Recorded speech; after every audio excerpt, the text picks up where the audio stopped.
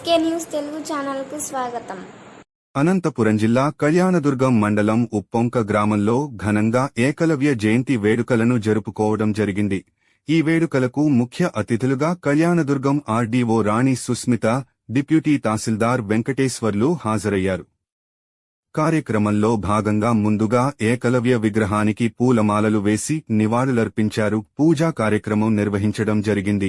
RDO రాణి సుస్మిత మాట్లాడుతూ ప్రతి ఒక్కరూ విద్యార్థులు బాగా చదువుకుని ఉన్నత స్థాయికి ఎదగాలని కోరడం జరిగింది. తర్వాత చిన్నారులతో కలిసి కేక్ కటింగ్ చేసి విద్యార్థులకు నోటు పుస్తకాలు, పెన్నులు అందజేయడం జరిగింది. అక్కడి గ్రామ ప్రజలకు సమస్యలు ఏమైనా ఉన్నాయా అని అడిగి తెలుసుకోవడం జరిగింది. ఈ కార్యక్రమంలో sub divisional vigilance monitoring committee సభ్యులు మోహన్, రాష్ట్ర ఎస్టీ నాయకులు కావాడి గోవిందరాజులు, కవాడి చంద్ర, కిష్టప్ప మరియు ఎరుకల బోతు రాయుడు తదితర నాయకులు పాల్గొనడం జరిగింది. విద్య అంటే రకరకాల విద్యలు, దాంట్లో గద విద్య ఉండేది, విద్య ఉండేది, చదువు ఉండేది, స్మరణ ఉండేది, రకరకాల విద్యలు. అంటే మీరు ఇప్పుడు క్లాస్లో సబ్జెక్ట్ నేర్చుకుంటారు కదా, సైన్స్, అలా. ఒకరోజు అర్జునుడు విలువ విద్య ప్రాక్టీస్ చేస్తాడు. విలువ విద్య అంటే ఏంటి? బాణంతో కొట్టడం. బాణంతో కొట్టడము అర్జునుడు కన్నా గొప్పగా ఎవరు కొట్టలేదు. అలాంటిది ఏంటి అంటే అప్పుడు ద్రోణాచార్యుడు ఒక టాస్క్ ఇచ్చాడు అర్జునుడు.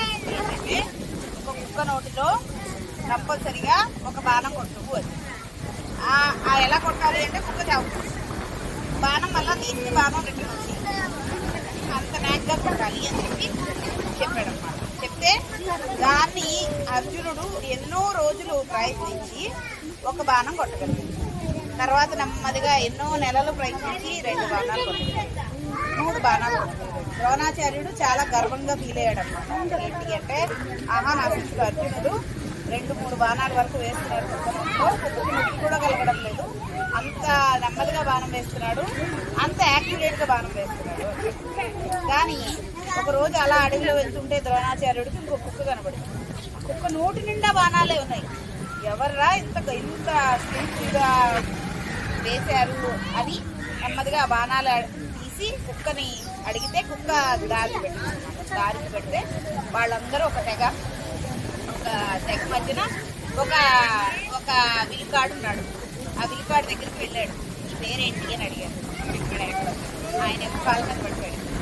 ఎందుకయ్యా నా కాళ్ళ మీద పడ్డావు అంటే, నేను అసలు విద్య మిమ్మల్ని చూసే నేర్చుకున్నాను, నేను వేటాడడానికి అడవులకు వచ్చాను, మీరు అర్జునుడికి అదే పాండవులకి కౌరవులకి చెప్తున్నారు, నేను దూరం నుంచి విన్నాను, మీ దగ్గరికి రాలేకపోయాను, అప్పటి నుంచి మీరే నా గురువుగా భావించి రోజు ప్రాక్టీస్ చేశాను, రోజు బాగా చదివాను, అప్పుడు ప్రాక్టీస్ చేసిన తర్వాత నాకు ఈ విద్య వచ్చింది. సో అందువల్ల మీరే నా గురువు అని చెప్పి నమస్కరిస్తే అప్పుడు ద్రోణాచార్యుడు ఏమంటాడు అంటే వెంటనే అయితే సరే నువ్వే నన్ను గురువుగా భావిస్తున్నావు కాబట్టి ఇలాగే గురువులాగే అదే మంచి శిష్యుడిగా ఉండు అని చెప్పి వెళ్ళిపోయిన తర్వాత కానీ ఏంటి అంటే ఏకలవ్యుడు చేసిన ఒక గొప్ప త్యాగం మహాభారతంలో ఉండిపోతుంది. ఏంటి అంటే ఒకప్పుడు మళ్ళా కౌరవులకి పాండవులకి యుద్ధాల మధ్యలో నా శిష్యుడిని ఎక్కడ మించిపోతాడో, అర్జునుడిని ఎక్కడ మించిపోతాడో ఏకలవ్యుడు, అప్పుడు అందరూ నా గురువులు చెప్తారు. అంటే నా యొక్క కెపాసిటీ టీచర్ని వాళ్ళు గొప్పపడతారేమో అని చెప్పి మళ్ళా ఏకలవ్యుడిని బొటన్ వేలు అడిగితే ఇంకా అతను వెళ్ళి పట్టుకోలేదు.